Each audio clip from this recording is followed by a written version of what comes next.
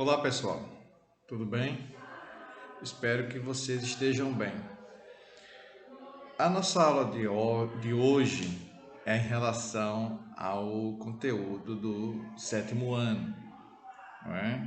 Conteúdo do sétimo ano que contempla ainda a finalização, não é, dos povos, dos reinos africanos, Banto, Gana e Mali.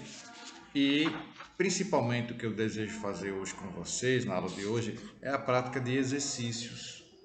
Fazermos umas questões que possa realmente colaborar na sua formação histórica. E concluindo a realização desses exercícios, a gente vai para o renascimento científico e comercial. Desculpe, científico e cultural. Pois bem, vamos abrir o nosso livro já na situação de exercícios, que contempla aqui a página 67, não é? A página 67 diz assim para a gente: sobre, quarta questão da página 67,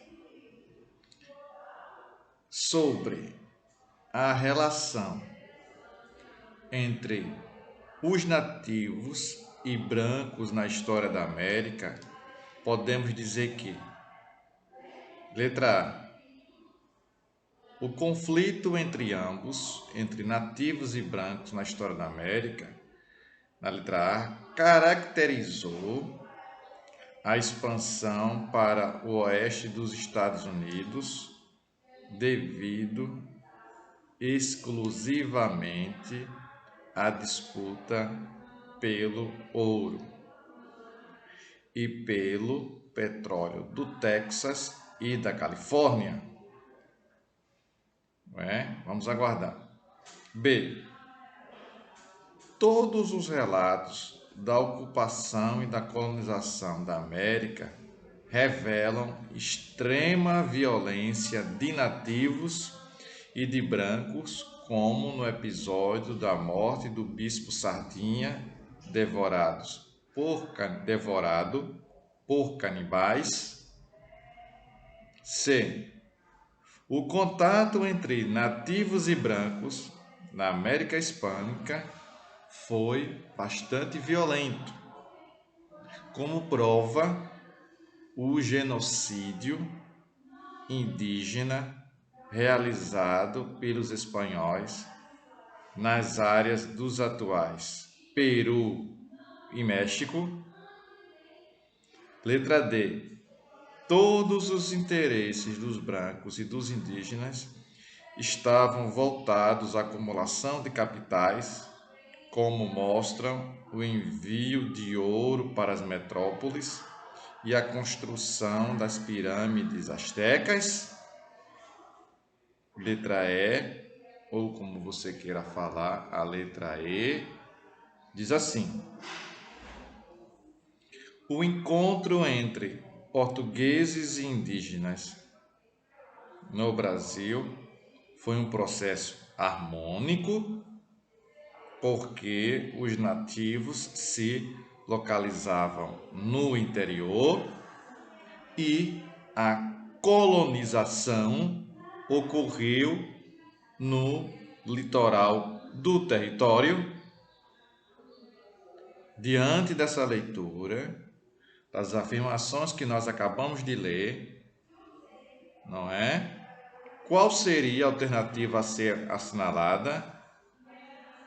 Muito bem, muito bem. Letra C. O contato entre nativos e brancos na América Hispânica foi bastante violento. Como prova, o genocídio indígena realizado pelos espanhóis nas áreas dos atuais Peru e México. Isso, não é? Essa relação deu-se dessa maneira de bastante violência. A prova aí do genocídio pelos espanhóis nas áreas onde hoje está o Peru e México. Letra C, quarta questão. Vamos fazer uma outra questão aqui, não é? Vamos fazer uma outra questão. Já essa se encontra na página 68. Sétima questão, página 68. A civilização asteca tinha por centro a região que hoje corresponde a que país? Muito bem, isso mesmo, ao país que hoje corresponde ao México. Isso, muito bem. Temos aqui então mais uma questão, a questão número 8, que diz assim: a língua de que usam por toda a costa carece de 3 letras. Convenha saber, não se acha nela F, nem L, nem R. Coisa digna de espanto, porque assim não tem fé, nem lei, nem rei.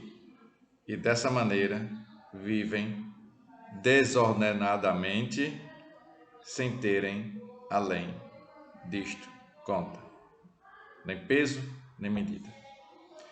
A observação do cronista português Pero de Magalhães Gandavo, em 1586, sobre a ausência das letras F, L e R na língua mencionada, demonstra a simplicidade da organização social das tribos brasileiras. B. Dominação portuguesa imposta aos nativos no início da colonização. C. Superioridade da sociedade europeia em relação à sociedade indígena. Incompreensão dos valores socioculturais indígenas pelos portugueses. Letra E. Dificuldade experimentada pelos portugueses no aprendizado da língua nativa. Qual seria, pessoal, a alternativa aqui a ser assinalada? Muito bem, letra D, oitava questão, letra D. Letra D, exatamente. Bem, com isso nós concluímos o capítulo 3, fizemos o fechamento e agora nós iremos vivenciar um outro conteúdo que se encontra no capítulo 4. Ele se chama Renascimento Científico e Cultural. Este renascimento científico e cultural, pelo nome renascimento, significado do termo, significa o quê? Isso, nascer de novo. Nascer de novo. O que é que vai ser de novo, professor?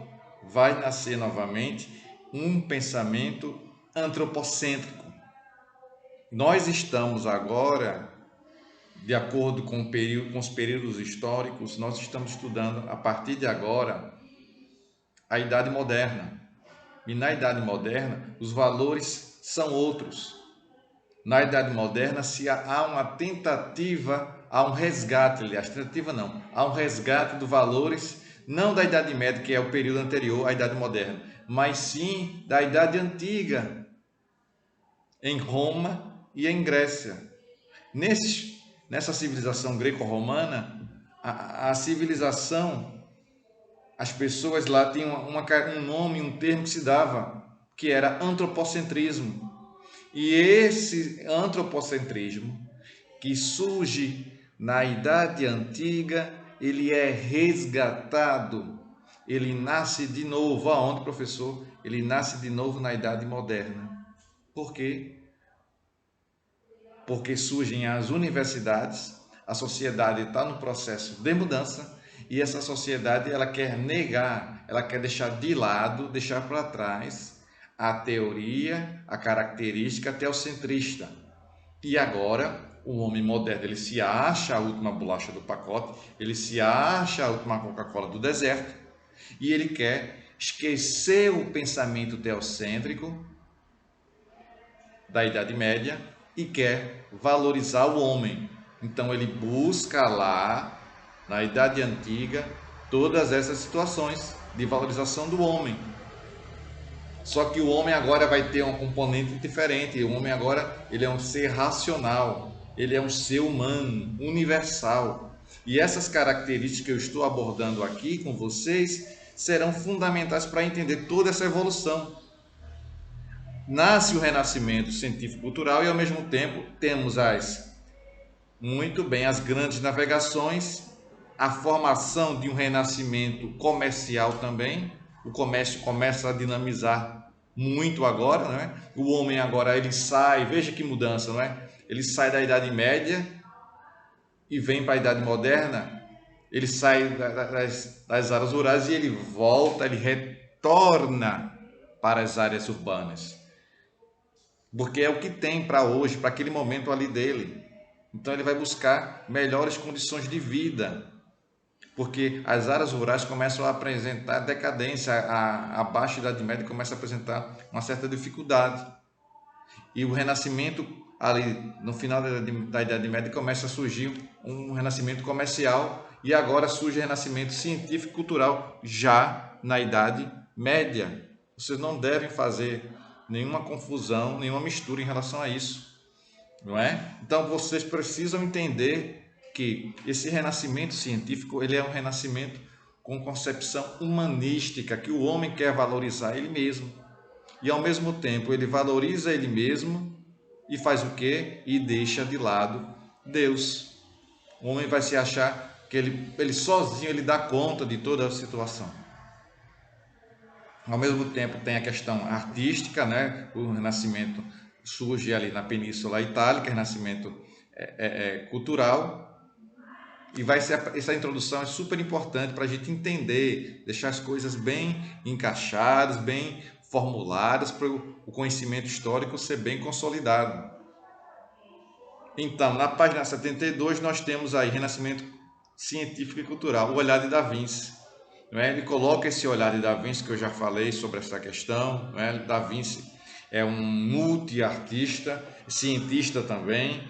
Ele não se contenta em trabalhar em uma área só. Ele vai elaborar o que seria um helicóptero, trabalha com a questão de engenharia, da mecânica, enfim. Se eu for aqui detalhar as situações de características das contribuições, da genialidade de Da Vinci, eu vou passar o período por aulas e aulas só falando dele. Mas como o tempo exige também que eu trate de outros aspectos históricos, é que eu estou fazendo. Essa transformação que vai ocorrer no mundo. O mundo na Idade Média era voltado para um pensamento teocêntrico, ou seja, Deus no centro de tudo. E agora o mundo vai se dedicar, vai ter voltar seu foco para o mundo humanístico, antropocêntrico, o homem sendo valorizado e racional. Não é? Na página já 74, nós temos aqui o processo transformador do Renascimento.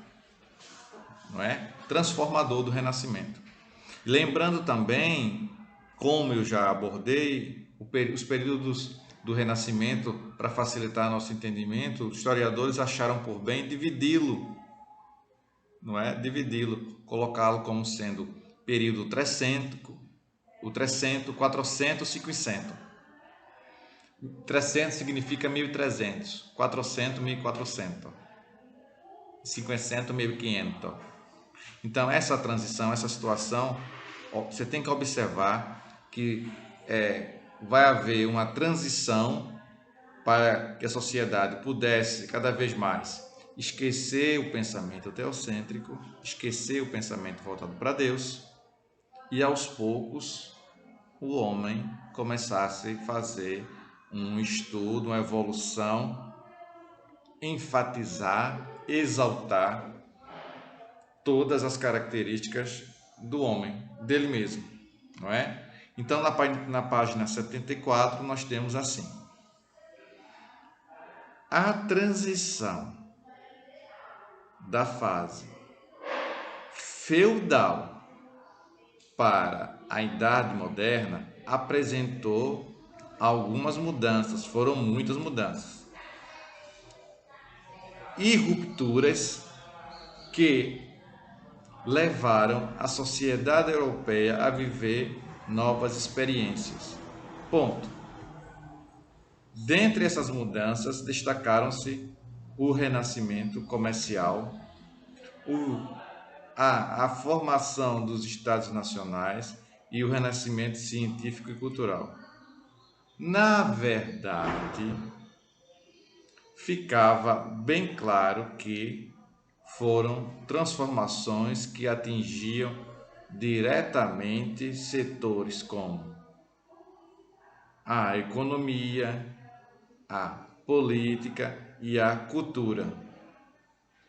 Então, setores que vão ter mudanças nessa transição, Idade Média para a Idade Moderna, não é? Transição do período feudal, da fase feudal para a Idade Moderna. No caso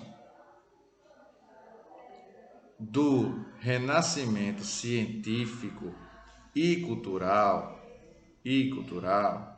porém, os historiadores debatem se foi apenas um processo evolutivo da ciência, se foi um processo somente de evolução da ciência e da cultura, ou se houve rompimento com o processo cultural da Idade Média.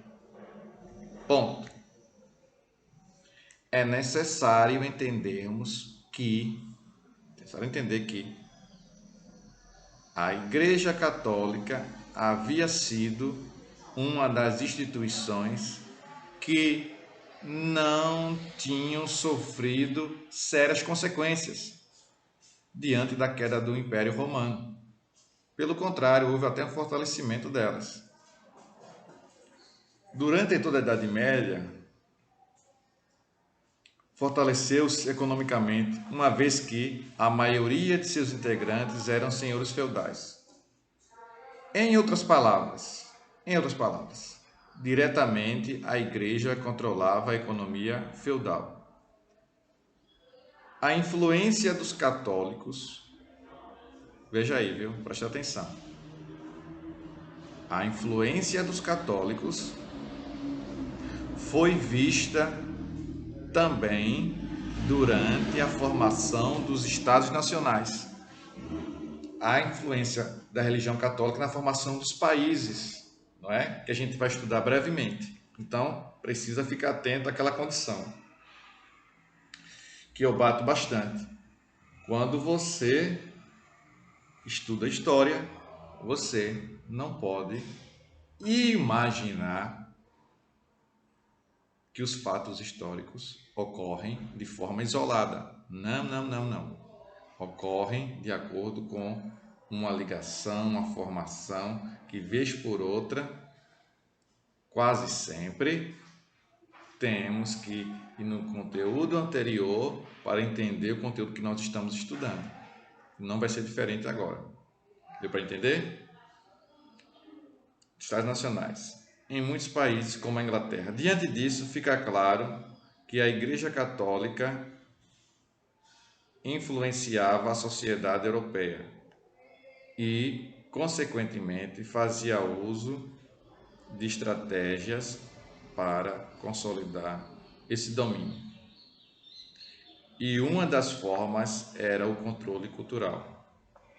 Então, a Igreja determinava esse controle, tinha uma força muito grande durante a Idade Média e durante a formação dos Estados Nacionais vai ter influência também. Pois bem, 75, vamos avançando no nosso conteúdo. Nós temos uma legenda aqui embaixo que diz: a única instituição que permaneceu após a queda do Império Romano foi a Igreja Católica. Nós temos aqui ainda na página 75 uma imagem que fala sobre no época do Renascimento, os artistas resgataram, não é, da cultura greco-romana o antropocentrismo, ou seja, o homem como centro do mundo, o homem como tema principal, e toda a produção, prosseguindo aqui no texto do livro, diz assim: toda a produção cultural e científica tinha como base de elaboração a divulgação à própria igreja. A partir do fim da Baixa Idade Média, que foi uma fase de grandes transformações sociais, o controle cultural da Igreja Católica passou a ser contestado, mais precisamente a partir do século XII. As explicações que a Igreja fornecia para os fenômenos do mundo em geral não mais satisfaziam a sociedade em claro processo de evolução. Aos poucos, as pessoas começavam a entender que existiam outras explicações. Ou seja, com o passar do tempo, no finalzinho da Baixa Idade Média, vai haver uma mudança social que vai complementar, que vai ter como consequência surgimento de um outro período histórico, que é a Idade Moderna. No entanto, a Igreja não mais estava fornecendo, dando as explicações que que uma parcela da população queria ouvir. Então havia contestação, não é? Então é preciso que a gente entenda isso aí e surgia um questionamento crítico, um racionalismo. O que é racionalismo? É quando você deixa de lado as emoções e os sentimentos, passa a ter uma visão crítica.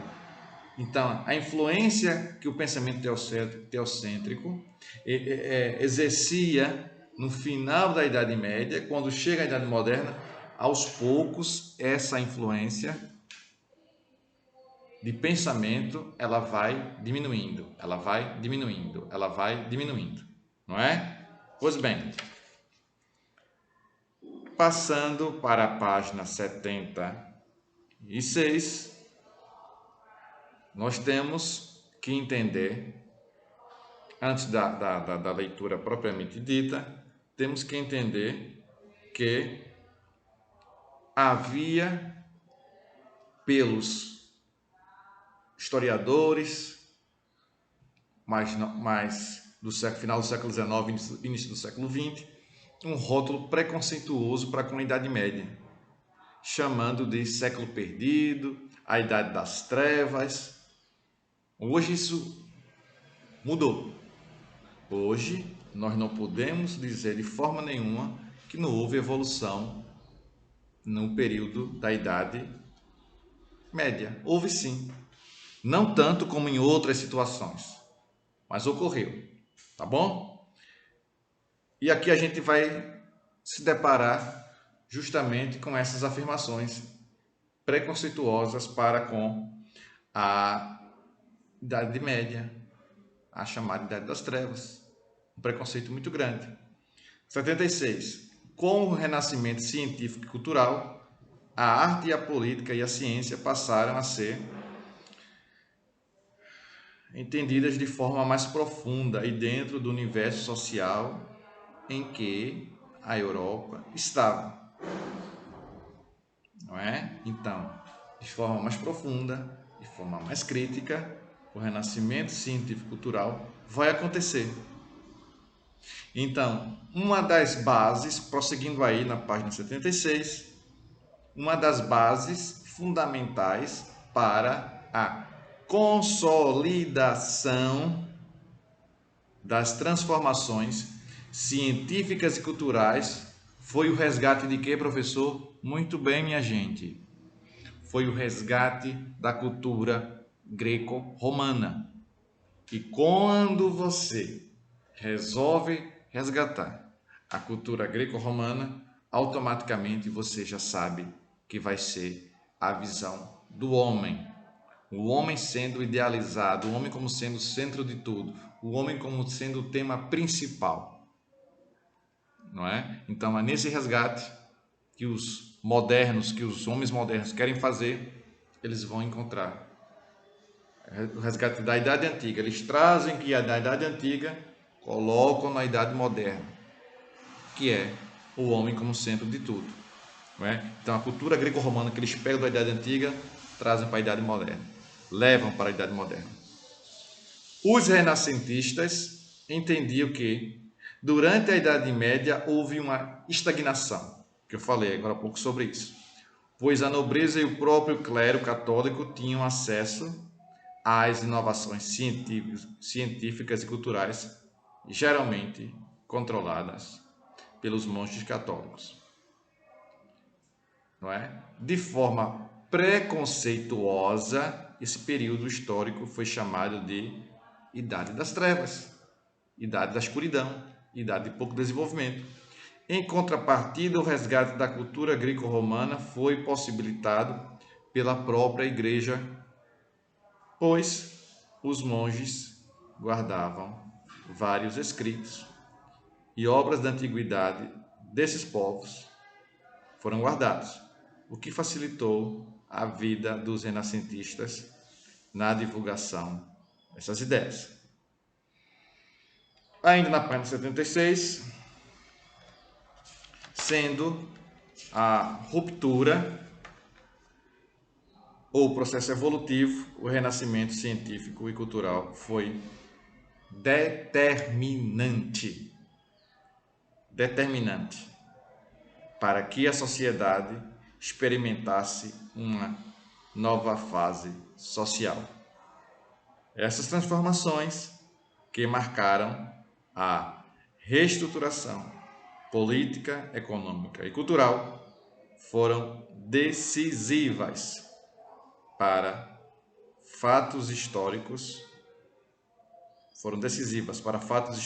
que aconteceram séculos mais tarde, como a Revolução Industrial, a Revolução Francesa e o processo de colonização na América. Para que a gente possa, praticar o nosso conhecimento, temos aqui na página 78 a primeira questão, praticando conhecimento. Diz assim: o surgimento do renascimento científico e cultural ocorreu por vários motivos, mas, sem dúvida, a disputa com a Igreja Católica pela produção cultural foi o principal. Analise essa afirmativa. A resposta: durante toda a Idade Média, a Igreja Católica, por ter sido a única instituição que sobreviveu à queda do Império Romano do Ocidente, a única instituição que sobreviveu à queda do Império Romano do Ocidente, controlou a produção cultural usando o cristianismo como forma de centralizar as ações. Ponto. Os católicos impediam que a produção cultural e científica saísse dos mosteiros e perseguiam quem inovasse sem a permissão da Igreja Católica. Só poderia inovar, só poderia fazer algum tipo de mudança se a Igreja Católica permitisse. Ponto. O renascimento científico e cultural, mais do que um movimento, foi, sem dúvidas, uma política de resistência que gerou uma ruptura importante, materializando a produção cultural e científica para além dos muros dos mosteiros. Para além dos muros dos mosteiros. Então, pessoal, na próxima aula a gente vai conhecer em que região surgiu esse renascimento, por que surgiu nessa região. as condições favoráveis para o surgimento desse renascimento justamente nessa região da Europa, o que foram os mecenas, as bases, as características desse pensamento renascentista. Tá bom assim? Um forte abraço para vocês. Tchau e até a próxima. Tchau, pessoal.